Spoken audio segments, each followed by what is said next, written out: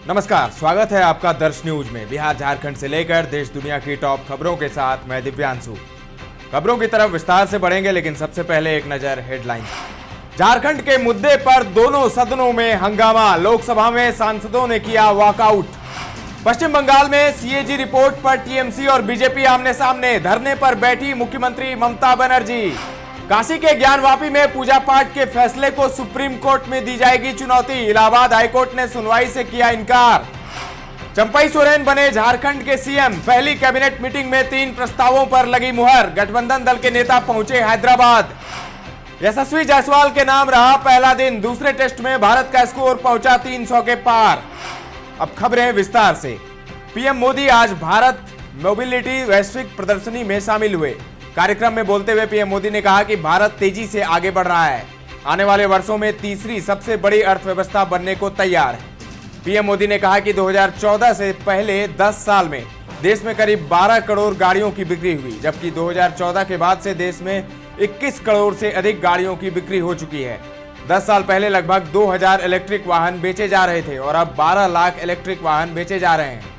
पिछले 10 वर्षों में यात्री वाहनों में लगभग 60% की वृद्धि दर्ज की गई है। झारखंड के मुद्दे पर आज इंडिया गठबंधन के सांसदों ने लोकसभा से वॉकआउट कर दिया। वहीं मामले की गूंज राज्यसभा में भी सुनाई दी। चंपई सोरेन के शपथ ग्रहण समारोह में देरी की वजह से विपक्षी दलों ने दोनों सदनों में हंगामा किया। साथ ही हेमंत सोरेन की गिरफ्तारी का मुद्दा भी संसद के दोनों सदनों में उठा। चीनी सैनिकों की ओर से चरवाहों को परेशान करने के वीडियो क्लिप को लेकर कांग्रेस ने केंद्र सरकार पर निशाना साधा है। कांग्रेस नेता ने कहा कि चीनी सैनिक किस तरह से भारतीयों को सीमा पर परेशान कर रहे हैं, यह सामने आए वीडियो में साफ झलक रहा है। मगर आश्चर्य की बात यह है कि भारत सरकार ने इस पर गंभीर प्रतिक्रिया नहीं दी है। कांग्रेस संचार विभाग के प्रभारी जयराम रमेश ने आज बयान जारी करके ये बातें कही। पीएम मोदी के ऊपर किसी दैवीय शक्ति की कृपा है, यह बातें कांग्रेस नेता आचार्य प्रमोद कृष्णम ने आज कही। उन्होंने कहा कि मैंने पहली बार पीएम मोदी से मुलाकात की है। इस मुलाकात के बाद जो अनुभूति मुझे हुई है, उसी के आधार पर यह मैं बात कह रहा हूं। गौरतलब है कि आचार्य प्रमोद कृष्णम की पीएम मोदी से मुलाकात की राजनीतिक गलियारों में काफी चर्चा हो रही है। इस पर उन्होंने कहा था कि देश के प्रधानमंत्री से मुलाकात करना कोई गुनाह नहीं है। उन्होंने बताया कि वह 19 फरवरी को होने वाले श्री कल्की धाम के शिलान्यास समारोह में पीएम मोदी को आमंत्रित करने गए थे। उन्होंने 22 जनवरी को रामलला के प्राण प्रतिष्ठा समारोह में न जाने के फैसले पर कांग्रेस को भी आड़े हाथों लिया था। पश्चिम बंगाल में सीएजी की रिपोर्ट को लेकर सत्तारूढ़ तृणमूल कांग्रेस यानी टीएमसी और भारतीय जनता पार्टी यानी बीजेपी के बीच ठन गई है। जहां बीजेपी ने सीएजी की रिपोर्ट का हवाला देते हुए टीएमसी सरकार को घेरा है, वहीं ममता बनर्जी ने इन सभी आरोपों को निराधार बताया है। ममता बनर्जी केंद्र सरकार के खिलाफ धरने पर बैठी हैं। बनर्जी ने आरोप लगाया कि केंद्र ने राज्य सरकार को उचित धन आवंटन नहीं किया, इसके लिए उनका यह आंदोलन जारी रहेगा। वहीं भाजपा ने बुधवार को सीएजी की एक रिपोर्ट का हवाला देते हुए आरोप लगाया कि तृणमूल कांग्रेस शासित पश्चिम बंगाल में लगभग 2 लाख करोड़ रुपए के घोटाले हुए हैं, जो सभी घोटालों की जननी है। ममता ने कांग्रेस को भी आड़ो हाथों लिया। उन्होंने कहा कि आगामी लोकसभा चुनाव में कांग्रेस के 40 सीटें जीत पाने पर भी संशय है। उन्होंने कहा कि कांग्रेस में अगर हिम्मत है तो वो बीजेपी को वाराणसी में हराकर दिखाए। उधर राहुल गांधी ने कहा है कि हिमंता बिस्वा शर्मा और मिलिंद देवड़ा जैसे लोगों के कांग्रेस छोड़ने पर उन्हें कोई दिक्कत नहीं है। राहुल गांधी ने यह बातें पश्चिम बंगाल में भारत जोड़ो न्याय यात्रा के दौरान कही।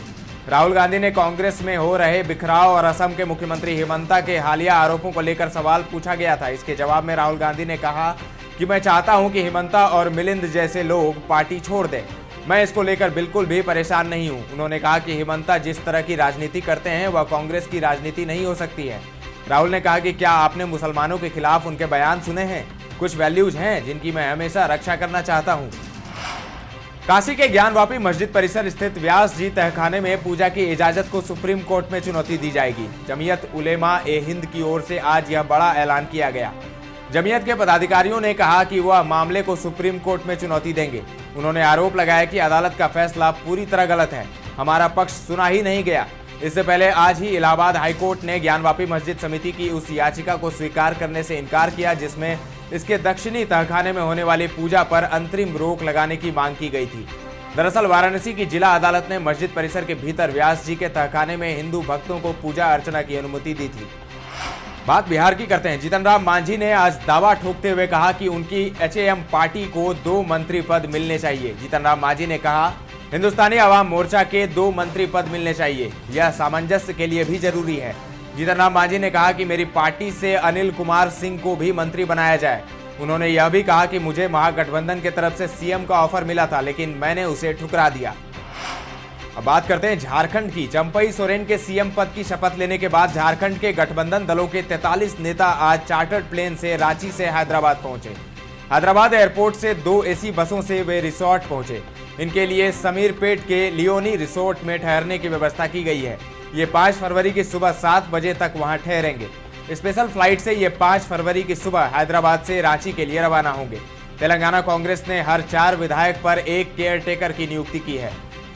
दीपा दास मुंशी व मंत्री पोन्नम प्रभाकर को इनकी सुविधाओं का ख्याल रखने के लिए नियुक्त किया गया है। आपको बता दें कि चंपई सोरेन सरकार को 10 दिनों में बहुमत साबित करना है, तब विधायकों को हैदराबाद शिफ्ट किया गया है।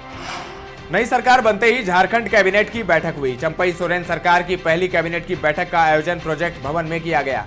पहली के बैठक में 3 प्रस्तावों पर मुहर लगी है। ये 3 प्रस्ताव इस तरह से हैं। हेमंत सोरेन सरकार में 9 से 29 फरवरी तक बुलाए गए बजट सत्र को विलोपित किया जाए। राजीव रंजन को फिर से झारखंड का महाधिवक्ता बनाया गया। 5 और 6 फरवरी को झारखंड विधानसभा का विशेष सत्र होगा। वहीं कैबिनेट की बैठक खत्म होने के बाद सीएम चंपई सोरेन ने मीडिया कर्मियों से बातचीत की। सीएम बनने के बाद चंपई सोरेन ने कहा, मैं आज सभी को बधाई देता हूं। पिछले 4 सालों में जो कार्य हेमंत सरकार ने किए हैं वो सराहनीय हैं। हेमंत सोरेन सरकार ने कोरोना में भी काम किया, आदिवासियों और मूलवासियों के लिए काम किया। वह कहते हैं कि आंदोलनकारियों के सपनों को मजबूत किया जाएगा।